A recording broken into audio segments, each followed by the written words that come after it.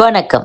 இன்றைய செய்திகள். திருவண்ணாமலை அருணாச்சலேஸ்வரர் கோவிலுக்கு தினமும் பல்வேறு பகுதிகளிலிருந்து ஆயிரக்கணக்கான பக்தர்கள் வரும் நிலையில் வார விடுமுறையான நேற்று தமிழகம் மட்டுமின்றி ஆந்திரா, கேரளா, கர்நாடக மாநில பக்தர்களும் குவிந்தனர். கோவிலில் 6 மணி நேரம் காத்திருந்து அவர்கள் சுவாமி தரிசனம் செய்தனர். மேலும் பக்தர்கள் வந்த வாகனங்கள் பார்க்கிங் செய்ய இடமின்றி தேரடி வீதியில் சாலையை ஆக்கிரமித்து நிறுத்தப்பட்டன. இதனால் திருவண்ணாமலை நகரில் கடும் போக்குவரத்து நெரிசல் ஏற்பட்டது.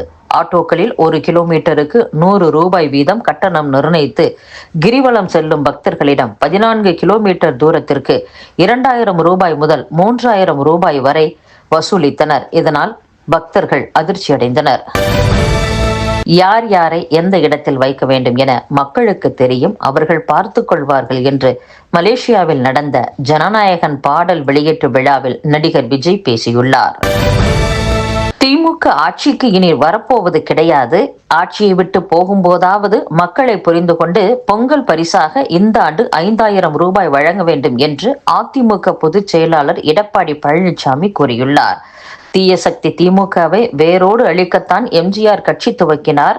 அதுவே அதிமுகவின் லட்சியம். திமுக கொடுத்த தேர்தல் வாக்குறுதிகளில் 5% மட்டுமே நிறைவேற்றப்பட்டது. அதிமுக அரசு அளித்த வாக்குறுதிகளை நிறைவேற்றியுள்ளது. அதிமுக அளித்த கோரிக்கைப்படி 100 நாள் வேலை நாட்களை மத்திய அரசு 125 நாட்களாக அதிகரித்துள்ளது. திமுக தேர்தலின் போது அளித்த வாக்குறுதிப்படி 100 நாட்கள் வேலை திட்டத்தின் நாட்கள் அதிகரிக்கப்படவில்லை, முறையாக சம்பளம் வழங்கவில்லை, தொடர்ந்து வேலை வழங்கவில்லை என்றும், அதிமுக ஆட்சிக்கு வந்தால் பணி நாட்கள் 150 நாட்களாக அதிகரிக்கப்படும், சம்பளம் அதிகரிக்கப்படும், தடையில்லாமல் பணி வழங்கப்படும், அதிமுக அரசுதான் மக்களை காக்கும் என்றும் எடப்பாடி பழனிசாமி கூறியுள்ளார். தமிழகத்தின் கடனை திமுக இரட்டிப்பாக்கி உள்ளது என்று தமிழக பாஜக முன்னாள் தலைவர் அண்ணாமலை குற்றம் சாட்டியுள்ளார். உத்தரப்பிரதேச மாநிலத்தை விட தமிழக கடன் நிலைமை மோசமாகி உள்ளது, கடன் தொகை அதிகரித்துள்ளது என்று காங்கிரஸ் தகவல் பகுப்பாய்வு குழு தலைவர் பிரவீன் சக்கரவர்த்தி கூறியிருந்தார். இதனை அண்ணாமலை வரவேற்றுள்ளார்.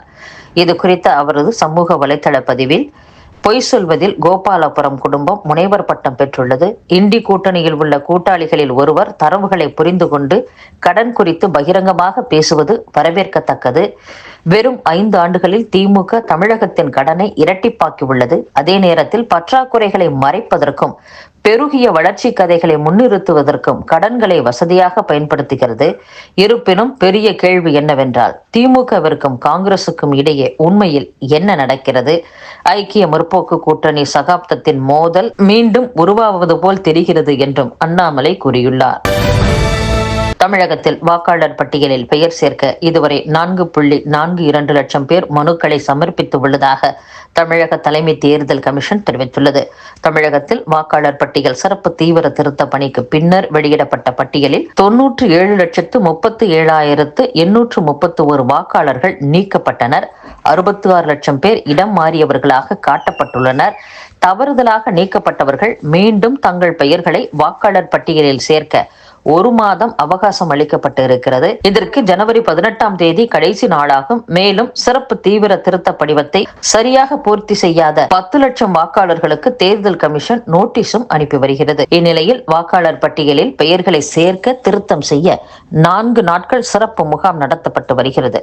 நேற்றுடன் 2 முகாம்கள் முடிவடைந்துவிட்ட நிலையில் தற்போது வரை 4,42,070 பேர் வாக்காளர் பட்டியலில் பெயர் சேர்க்க கோரி விண்ணப்ப மனு அளித்துள்ளதாக தமிழக தலைமை தேர்தல் கமிஷன் அறிவித்துள்ளது. வாக்காளர் பட்டியலில் ஆட்சேபனை தெரிவித்து 4,741 பேர் மனு அளித்துள்ளனர். இத்துடன் செய்திகள் நிறைவடைகின்றன. மீண்டும் நாளை சந்திப்போம். வணக்கம்.